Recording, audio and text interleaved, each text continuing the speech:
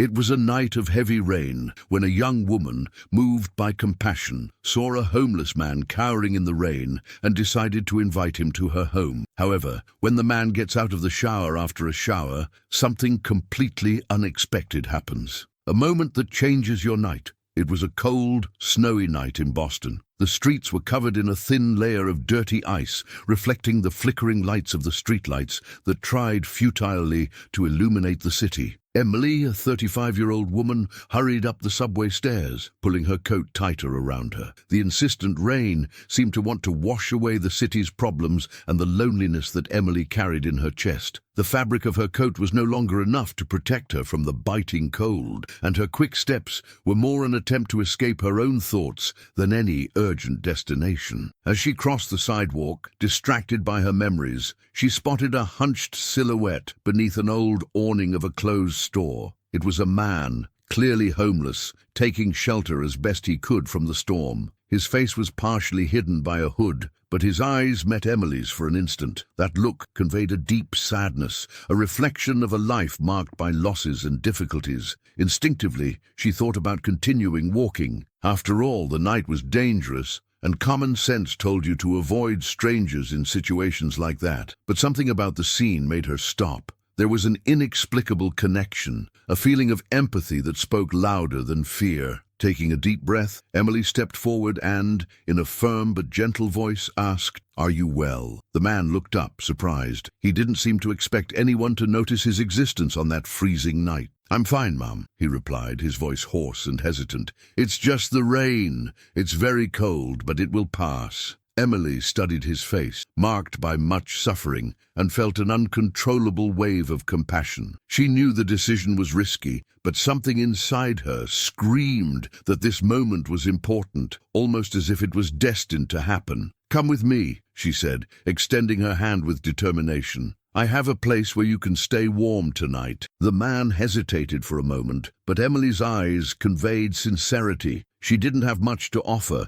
but in that moment it seemed like helping someone was the only way to ease the weight in her own heart. Perhaps it was their shared loneliness that motivated her, or perhaps it was simply a spontaneous act of kindness. As they walked together through the silent streets, the man remained silent, visibly suspicious but grateful. When they arrived at Emily's small apartment, she opened the door, gesturing for him to enter. The house, which had once been full of laughter and dreams of a bright future, was now plunged into a melancholic silence. The walls, once decorated in vibrant colors, seemed faded, reflecting the pain Emily felt since Ethan, her ex-husband, left her. Every time she walked through the door, Emily was consumed by a mix of emotions: the weight of the past, the fear of the unknown, and, now, a strange uneasiness at having brought this man into her home. She indicated a door in the hallway and spoke, trying to keep her voice steady. "You can use the bathroom. I'll get you clothes." As he nodded silently, Emily walked up the stairs to the room she had once shared with Ethan. Opening the closet, he found memories stored in each piece of clothing. He picked up a shirt and pair of pants that belonged to him, items that had remained untouched since the separation. For a moment, she held the clothes to her chest, closing her eyes as the familiar scent transported her to happier days. Shaking her head to clear the memories, Emily descended the stairs. He handed the clothes to the man, who thanked him with a shy wave. He went to the bathroom, and Emily went to the kitchen. Cooking had always been a form of therapy for her, a way to find comfort in the midst of chaos. He turned on the fire and began to prepare soup, the same one he used to make for Ethan on cold nights like that. As the vegetables boiled, the aroma filled the kitchen, bringing with it a flood of memories. While stirring the soup, Emily became lost in thought. I didn't understand why Ethan had left. He had never given her a clear explanation, and uncertainty gnawed at her.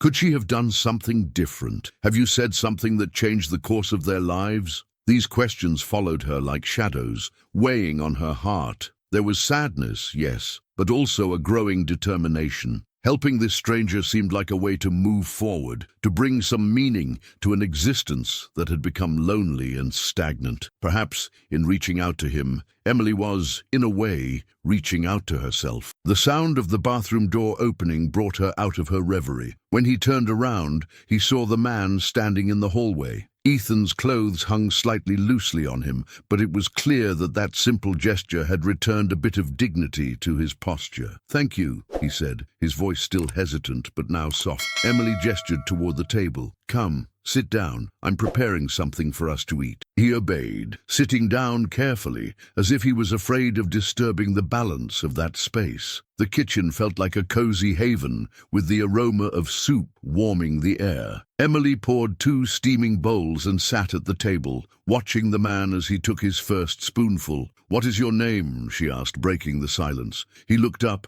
hesitated for a moment, and then replied, "My name is Michael." Emily watched him closely, feeling a growing curiosity. There was something about him that made her feel strangely connected, like she already knew him, or like his name had the power to open a door to a past she didn't know was still there, waiting. Michael, noticing her look, lowered his head and took another spoonful of soup, silence stretching between them again. The kitchen seemed to welcome them both, with the soft light of the lamp and the comforting smell of food. But as simple as the moment was, there was a tension in the air, a need for both of them to share something deeper. "You look sad," Michael commented, with a sensitivity that touched Emily unexpectedly. "If it's not too indiscreet, did something happen?" Emily hesitated, feeling a wave of emotions building up inside her. He looked at the soup in his bowl, the pieces of vegetables dancing in the hot water, and then, with a sigh, he began to speak. "It's about my ex-husband, Ethan." Her voice wavered, but she continued. "We had a fight a few years ago. He's gone, and I never heard from him again." Michael listened intently, his eyes conveying a silent but palpable compassion. He knew that the pain of uncertainty could be as overwhelming as any other loss. "This must be very difficult," he said, his voice soft. "It was a shock," Emily continued, her voice breaking. "Every day, I wonder where he is. If he's okay. Not knowing is the hardest part. I have the feeling that a part of me went with him." Michael felt a tightness in his chest when he heard those words. Something in Emily's story touched a part of him that he preferred to keep hidden. He then decided to share a little of his own experience, seeking perhaps to offer some form of comfort. "I understand how you feel," he said, his voice calm but filled with a silent heaviness. "Living on the streets taught me a lot about pain and loss. Every day I see sad stories. People who have lost everything, who struggle just to survive. But the harder life becomes, the more I've learned that human resilience is incredible. Even in the face of everything, people continue to fight." Emily listened intently, and something about Michael's words made her heart warm a little. There was a truth in those words that touched her deeply. She felt a little lighter, like somehow the pain she carried wasn't unique, and that there was a way to move forward. "I guess what I'm saying is that your pain is legitimate, Emily," Michael continued, with touching sincerity. "But this pain does not define who you are. Helping a stranger like me on a night like this requires a strength and kindness that many don't have." Emily smiled shyly, feeling a growing relief in her chest. "It's strange," she said, her voice softening, "but talking to you about all this makes me feel a little better, like I'm not alone in this pain." "No one should have to go through this alone," Michael replied firmly. "Sometimes what we need is someone to listen to us, to understand our pain without judgment. Maybe I don't know everything about your past, Emily, but I can be here now as a friend." They continued to talk for a while, sharing thoughts and experiences. That night, in the darkness and rain, a bond of understanding and friendship began to form between Emily and Michael, uniting them in their common questions of healing and discovery. Over the next few days, the rain continued to fall, turning the streets of Boston into rivers of murky water. Emily and Michael adapted to a peaceful routine together. During the day, Emily worked at home, while Michael helped with the housework, trying to contribute as best he could. One day, while Emily was at the office, Michael decided to cut off his beard and hair, which had grown wildly during his years on the street. He found a pair of scissors and began the transformation process. As he cut each strand of hair, he felt a sense of rebirth, as if he were freeing himself from the weight of difficult years. When he finished, he looked in the mirror and no longer recognized the man staring back at him. His features were more defined, his eyes brighter. Feeling excited, he went downstairs to show Emily. Emily, who was in the kitchen preparing dinner, heard Michael's footsteps and turned to look. The shock was instantaneous. Michael, now without his beard and long hair, looked incredibly like Ethan, Emily's ex-husband. The resemblance was so striking that she was speechless for a moment. "Michael?" she asked, her voice shaking. You look a lot like Ethan." Michael, disconcerted, crossed his arms, confused. I don't know what you're saying," he replied, hesitating. "I'm not Ethan." Emily shook her head, her heart racing, emotion building inside her. "No, Michael, there's something about you. The way you move, the way your eyes shine. It's like you're him." "Emily, I don't know what you're talking about," Michael said, his eyes reflecting the same confusion. "My memory is fluid. I don't remember much, but I know I'm not Ethan." Emily felt a mixture of frustration and hope bubbling in her chest. "Please, Michael, let me try to help you discover its origins. Maybe we can understand what happened." With tears in her eyes, she ran to a table in the living room and picked up an old photo.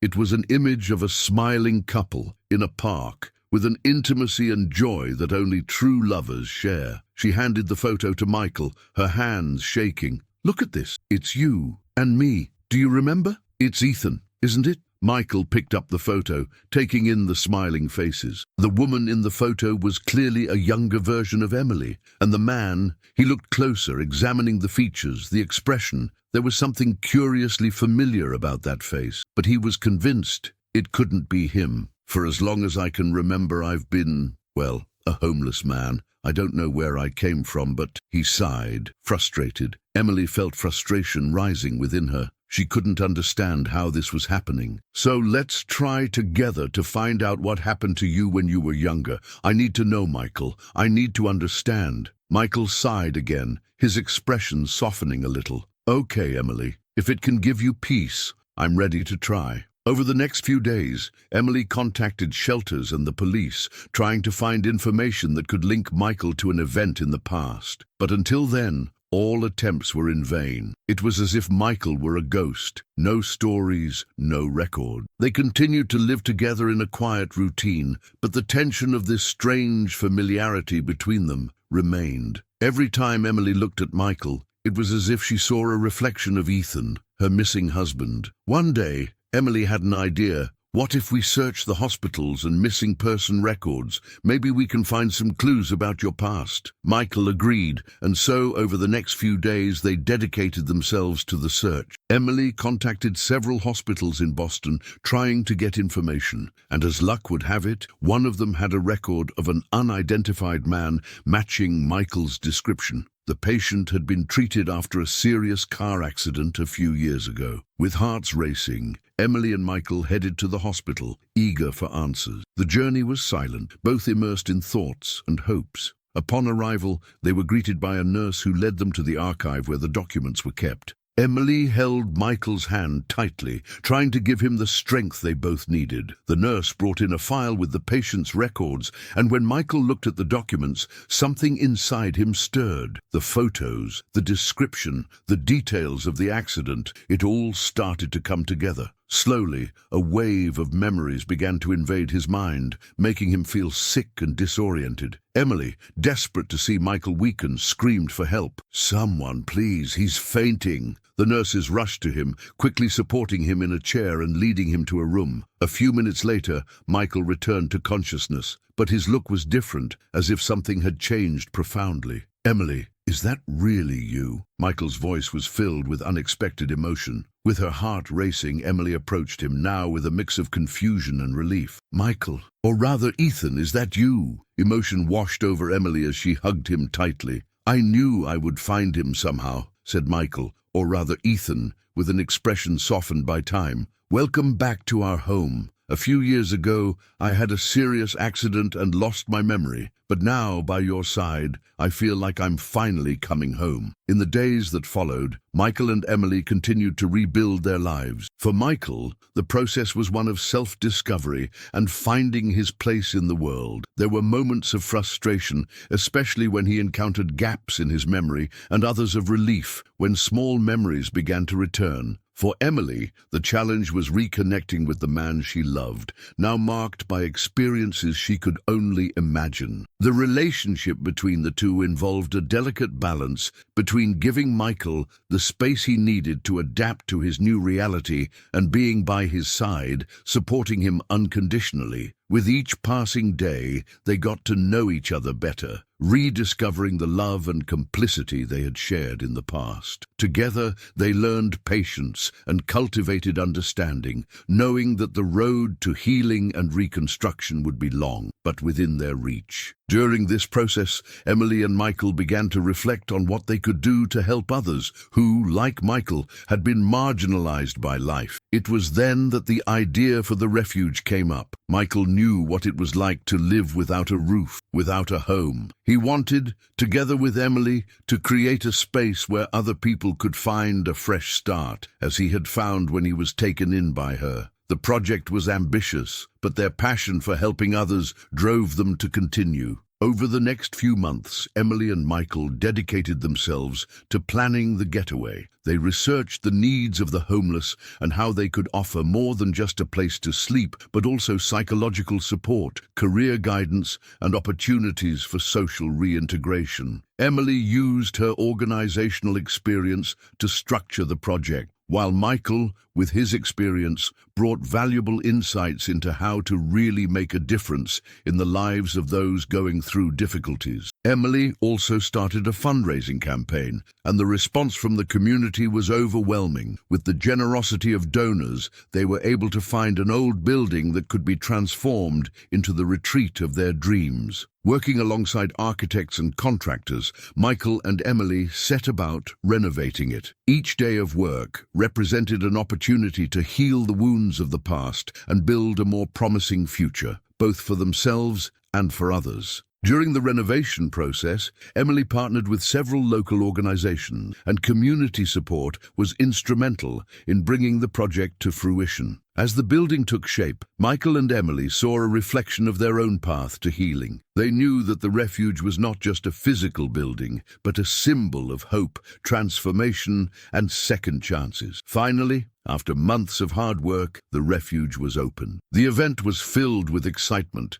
with friends, family, and community members present to celebrate. Emily, her hands shaking with nervousness, took the microphone and addressed the audience. Her eyes sparkled with hope as she began her speech. Hello, everyone. Today, we are here to celebrate not only the opening of a refuge, but also the celebration of hope and redemption. When we started this project, we didn't know how much it would mean to us and the community. But here we are, with a new beginning, ready to offer an opportunity to anyone who needs a place to start over. When Emily found me, I was lost, without an identity, without a goal. But thanks to your love and your compassion, I found it, the path to myself. This refuge is an extension of this path. He looked at Emily, his eyes shining with admiration. We want every person who walks through these doors to feel that there is a new beginning, a new hope. The applause was warm, filling the atmosphere with a positive and contagious energy.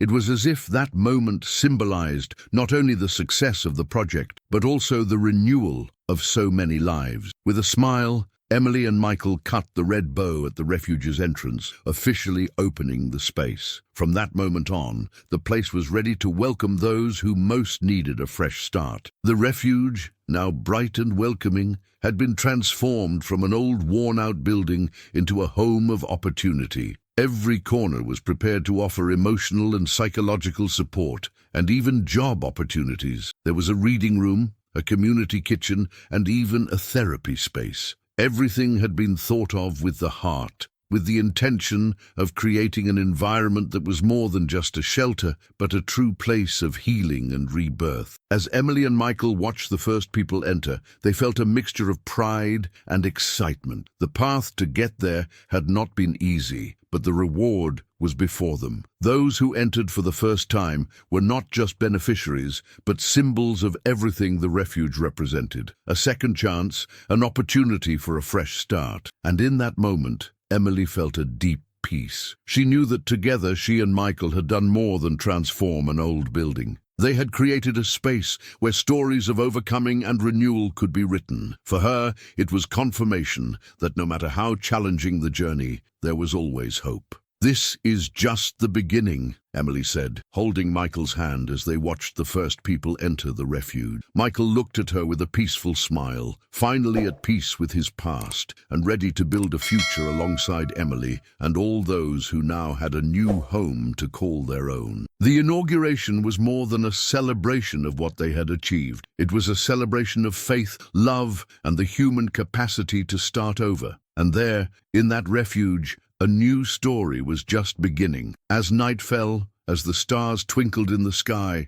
Emily and Michael knew that this was just the first page of a new chapter in their lives, a chapter full of promises, challenges, and above all, hope. If you liked this story, don't forget to like and subscribe to the channel. Here, you will find exciting stories every day, made to touch your heart, and I'm sure that the story that's appearing on the screen now will move you too. Don't miss it.